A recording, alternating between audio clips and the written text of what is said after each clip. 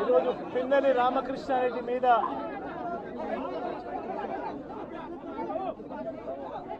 తన మీద ఏకంగా 307 అంటే అటెంప్ట్ టు మర్డర్ లాంటి కేసులు పెట్టి ఏ రకంగా అన్యాయంగా తనను జైల్లో నిర్బంధించడం జరుగుతూ ఉందో కూడా చూస్తూ ఉన్నాం. ఈరోజు రాష్ట్ర వ్యాప్తంగా కూడా ఇదే కార్యక్రమాలు జరుగుతూ ఉన్నాయి. రాష్ట్ర వ్యాప్తంగా కూడా కేవలం తెలుగుదేశం పార్టీకి చంద్రబాబు నాయుడు గారికి ఓటు వేయలేదు అన్న ఒకే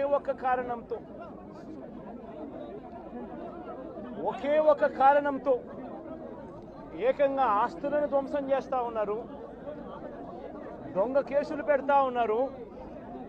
వీళ్ళే కొడతారు, మళ్ళీ వీళ్ళే అటువైపున ఉన్న వారి మీద వాళ్ళు కొట్టారు అని చెప్పి కేసులు పెడతారు.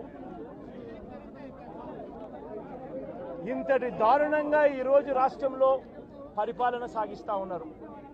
నేను అడుగుతా ఉన్నా, ఇదే గత 5 సంవత్సరాల కాలంలో వైఎస్ఆర్సీపీ పరిపాలనలో ఉండగా, వైఎస్ఆర్సీపీ ప్రభుత్వంలో ఉండగా అప్పుడు జగన్ ఏం చేశాడు?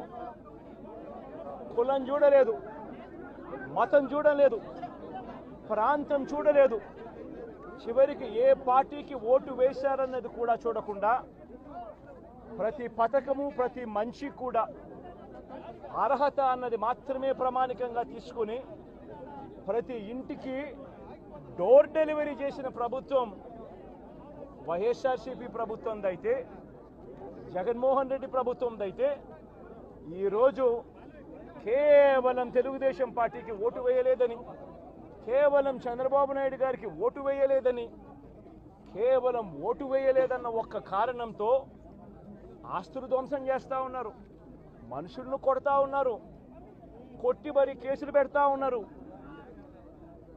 ఇంతటి అన్యాయంగా రాష్ట్రాన్ని రావణ కాష్టం చేస్తూ ఉన్నారు.